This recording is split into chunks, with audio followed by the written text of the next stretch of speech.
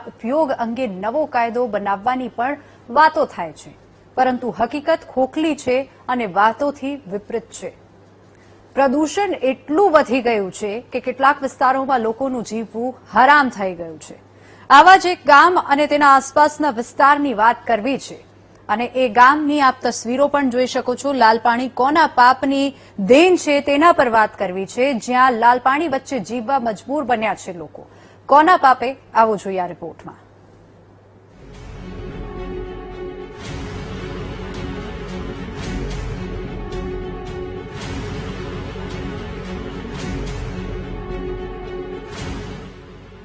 ગુજરાતની સરકાર ભૂગર્ભ જળને પ્રદૂષિત કરનારાઓ સામે કડક પગલાં લેવા માટે અને ભૂગર્ભ જળના ઉપયોગ અંગે નવો કાયદો લાવવાની વિચારણા કરી રહી છે, પરંતુ કડવું સત્ય એ છે કે નજરો સામે હજારો લોકોની જિંદગીમાં ઝેર ઘોળાઈ રહ્યું છે, પરંતુ તે સરકાર અને સરકારના પ્રદૂષણ બોર્ડને દેખાતું નથી। દ્રશ્યો બાલાસિનોર તાલુકાના જમિયતપુરા ગામના છે।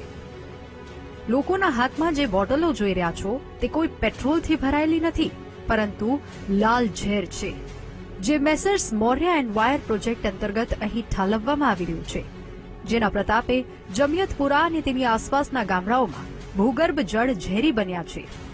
જોખમી કચરાનું અહીં ડમ્પિંગ થવાથી તેમાં રહેલા કેમિકલ જમીનમાં ઉતરી રહ્યા છે। પરિણામ તમારી સામે છે।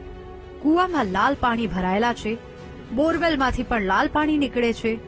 માનવીથી લઈને પશુ પક્ષી સૌ કોઈ અહીં પરેશાન છે, પણ કોઈ હજારો જિંદગીનો અવાજ સાંભળનારું નથી। લોકો પીવાના પાણીની માંગ કરી રહ્યા છે, પરંતુ તે પણ તંત્ર અહીં પહોંચાડવામાં વિફળ રહ્યું છે।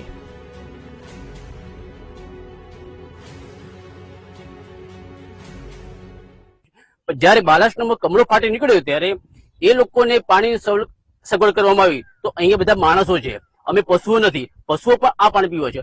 અમે લેબોરેટરી કરાવી, પણ એ ત્યાંમાં એવું દર્શાવવામાં આવ્યું છે આ જે પાણીનું પીવા લાયક તો નથી, પણ ખેતી લાયક પણ નથી। અહીંયા સ્કિનના રોગો થયા છે, કેન્સરના પ્રમાણનું વધી ગયું છે। અમારી એક જ માંગ છે કે અમને પાણીનો વૈકલ્પિક સુવિધા કરી આપો, નહીં તો અમને મરવા માટે પરમિશન આપી દો।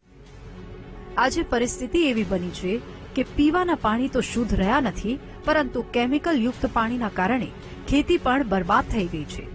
ખેડૂતોનો પાક બળી જાય છે, ઉત્પાદન મળતું નથી। આ સાથે જ આ વિસ્તારના લોકો ગંભીર બીમારીઓથી પીડાઈ રહ્યા છે। ખૂબ વિરોધ પછી જીપીસીબીએ હાલ પૂરતો ક્લોઝર નોટિસ આપીને સાઇટને બંધ કરાવી છે, પરંતુ ભૂતકાળમાં પણ આવું બન્યું હતું અને ફરી ડમ્પિંગ શરૂ થયું હતું। તેવામાં બીમારીઓથી પીડાઈને મરવા કરતા સરકાર ઈચ્છા મૃત્યુ આપે તેવી લોકો માંગ કરી રહ્યા છે। 10 વર્ષથી આ કુવા રહીએ, કુવામાં પાણી આવી ગયું, ડમ્પિંગ સાઈડ આવી જાય, પછી અમારી જમીનમાં પાકે નાવું ધોવું આ પાણી બધું, છોકરાને પીવડાવવું આ પાણી, નાવું ધોવું અમારે જવું કઈ નિકાલ આવતો નહીં સાહેબ નો, અને કેતા હોય તો પછી બધા કુવામાં કરીએ સાહેબ। અમે કેવા માંગો હેડ, અમે જમીનમાં ના પાકે, ઘાસ શું નાખ્યા અમે ઢોરોને। અંદર 30 ગામો જે પ્રભાવિત થયા છે, 30 ગામોની અંદર પીવાના પાણી એક પ્રદૂષિત થઈ ગયું છે। એ પ્રદૂષિત પાણીને દરેક ગામડા સુધી પહોંચાડવામાં આવે, જમીન બંજર થઈ ગઈ છે, એ જમીનની અંદર રિકન્સ્ટ્રક્શન અને પમ્પિંગ કરીને ફળદ્રુપ બનાવવામાં આવે, અને તાત્કાલિક ધોરણે વૈકલ્પિક ધોરણે અત્યારે ઘણું બધું નુકસાન થયું છે। જમીનની અંદર પાકો ઉભા બળી જાય છે, ખાક થઈ ગયા છે, એનું વળતર મળે, પણ વળતર મહત્વનું નથી। તમે મને 2 તમાચ મારી દો કે 5 તમાચ મારી પછી માફી માંગવા આવશો તો એ ચલાવી લેવામાં આવે નહીં। કેમિકલ યુક્ત પાણી માનવ જિંદગી માટે કેટલું જોખમી છે તે સૌ કોઈ જાણે છે, ત્યારે અહીં તો નરી આંખે ભૂગર્ભ જળમાં ભળેલું ઝેર દેખાય છે। ત્યારે આશા રાખીએ જમિયતપુરા અને તેની આસપાસના વિસ્તારના લોકોના આ ઝેરથી જીવ જાય તે પહેલા જ સરકાર તેમની વહારે આવે।